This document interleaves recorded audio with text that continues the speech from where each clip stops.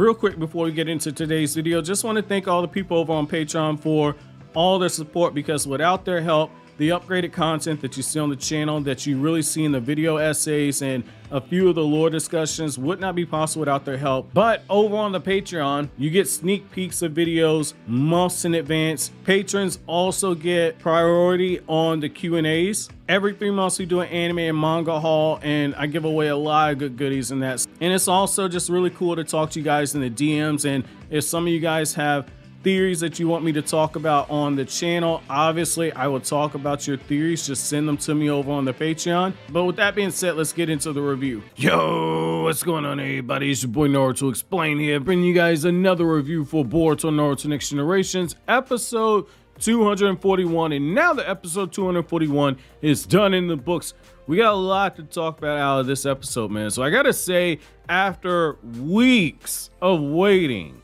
the Funato clan has finally made its move, and I like what we're getting with the character of Seiren. So we were kind of hinted at the fact that she had two sides to her personality. One side was the scary side that Ikada warned us about, and then the other side was that kind sister who was willing to let the younger brother go off and follow his dreams. However, this episode showed us that the longer she's been with the Funato clan, the longer she has become more accustomed to the way that the pirates have done things. And so you have these people at the beginning of the episode begging for their lives. Not only does she knock over the gift that they give her, all this treasure, but she pulls out her sword and she just disembowels the guy right in front of everybody. There's blood and everything leaking out, and it's not a little bit of blood, it's actually quite a bit of blood. That was a nice, pleasant surprise to see that. And what I like here is that when you look at it, those frames were very polished. Like, the animation was good on that, but a lot of people focus on the art and not necessarily the animation. When you look at a lot of that was very polished. Every individual frame on this was polished. That's typically something that you see with other seasonal anime, where the frames, each individual frame is highly polished, so it makes the animation look a lot better, even though technically that's just the aesthetics, kind of like what you see in the openings. That's why, like, the openings for Boruto look so clean, because each and every frame is polished. Then when you add in the amazing job done with the shading and lighting, very good. Very impressed. If this was an outsourced episode, they had moments of brilliance. Well, that shot in the beginning of the episode, that was one of the better animated shots out of the entire episode. Granted, we don't know how long they had to work on the episode. Now, backing things up a little bit, I do want to say this right here. We got a few developments that took place in the anime episode. So Hebiichigo, looks like old girl, her redemption story ain't as cut and dry as we thought it might be, because by the end of the episode, she's already saying, like, look, like, I'm down to go ahead and betray Kagura. So it looks like Kagura reforming the 7 Ninja Swordsmen of the Mist is going to take a little bit of time, because she's not 100% on board. I do think that Kyoho and Buntan are on board, but Hebiichigo look like she's still got some of that demon in her. And then the other part of what was interesting in this episode was the whole thing with Ikada and the confrontation he got with his sister, and the way that she kind of pushed back on him, saying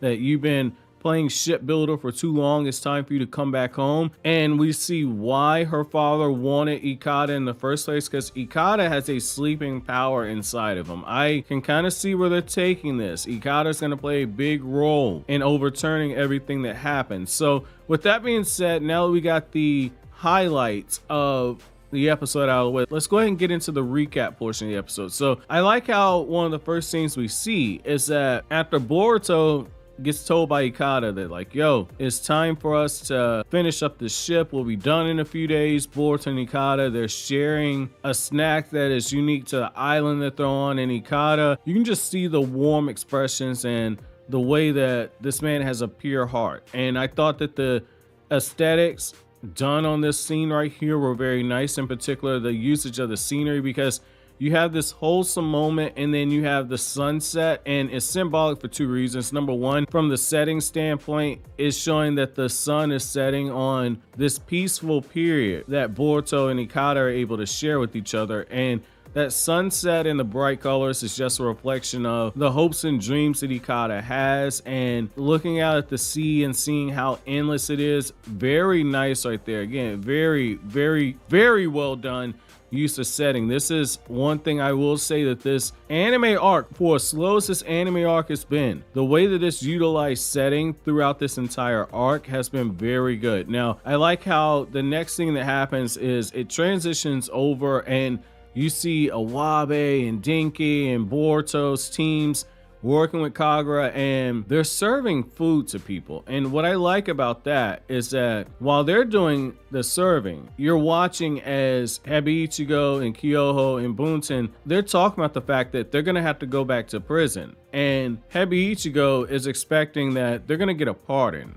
And Buntan just says it straight up, like, I think we're gonna get a reduced sentence. I'm not gonna get my hope up. I don't think we're gonna get any type of a pardon. And it's because she understands that at the end of the day, for as much work as they've done, because they committed literal treason against the Hidden Mist Village and the Land of Water, because they tried a countrywide coup, it's going to take time for them to win back favor. And so you're seeing how Buntan, she understands that it's a long road in front of them. Whereas Hebiichigo thinks that one good deed means that, like, yo, this is a really big deed, but one good deed means that I'm gonna get the entire slate clean. And I like how, as Boruto's been sleeping, Ikada and Seiren share their moment. And Ikada says, like, I've heard the rumors about father, that he's been making his way around the Land of Water. I want to stay here. Seiren says that we need you to come back. You've been playing shipbuilder for too long. We need you back here.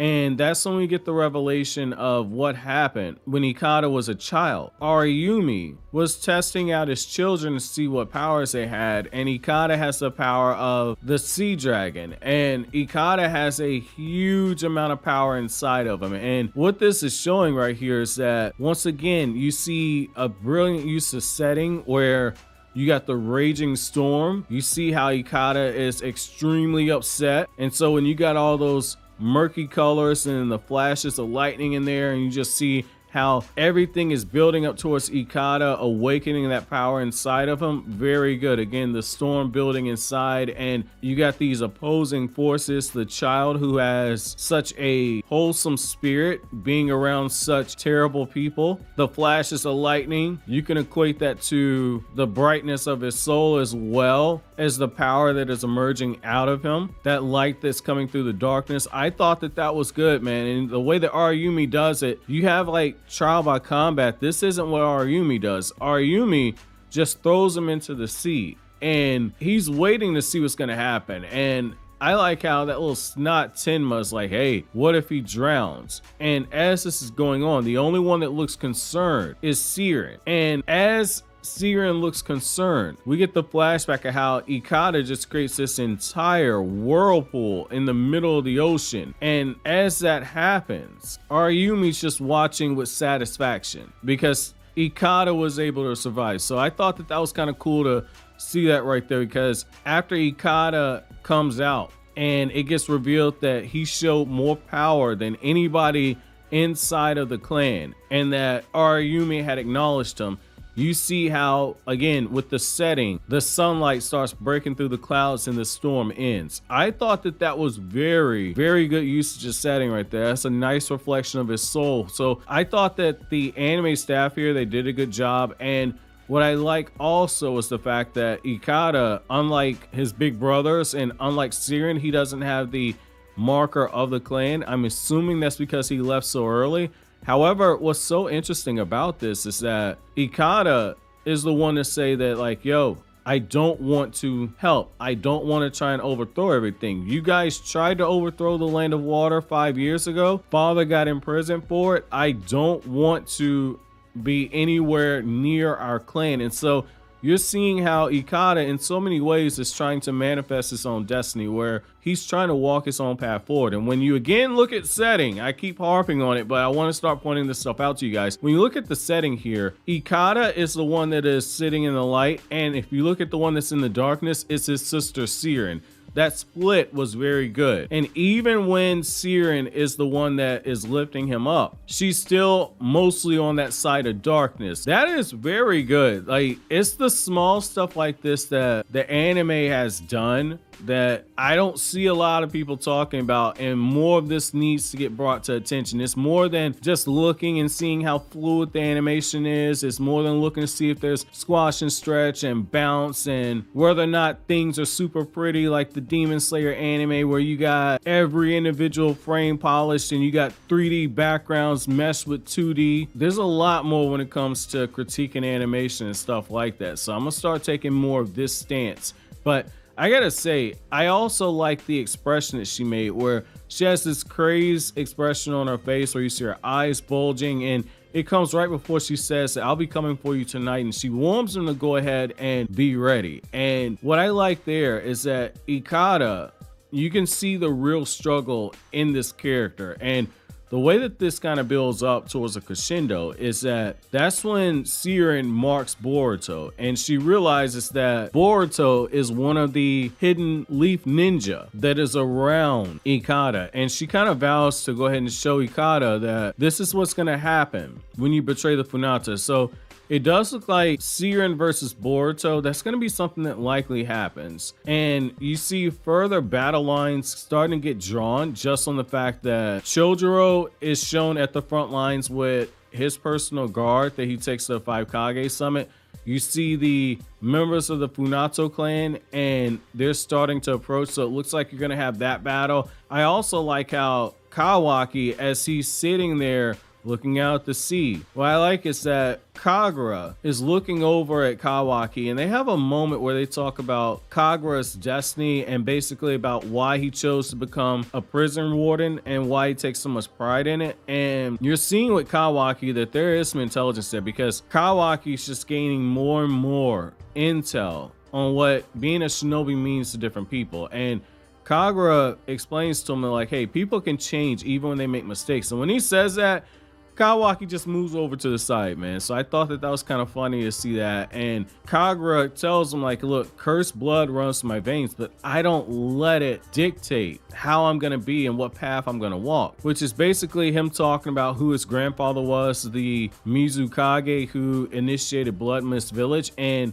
he tells him about what happened when Shizuma basically was able to influence him. And he talks about how Boruto is the one that pulls him out of that path and how he's trying to do that for Buntan and Hebiichigo and Kyoho. And what's so ironic about that is that Hebiichigo is about to betray him. So I thought that, you know, these are really good. And again, just using the usage of setting, the way that Kagura is talking to Kawaki and he's doing so in a calm manner, and then you got the seas and everything looks so at peace right there. Very nice again. So overall, this is a cool episode. Again, another build-up episode towards what's inevitably beginning ready to happen with the battle that is coming. The battle lines have essentially been drawn and we're inching closer towards the finish. So what I want to know from you guys is, how did you guys feel about Seiren basically being set up to fight Boruto, and what do you guys think about Ikada having a sleeper power inside of him? Let me know down in the comment section below. So always, guys, if you like anything I had to say, don't forget to comment, rate, subscribe, and share. Thank you so much for watching to the end. Have an awesome day, guys.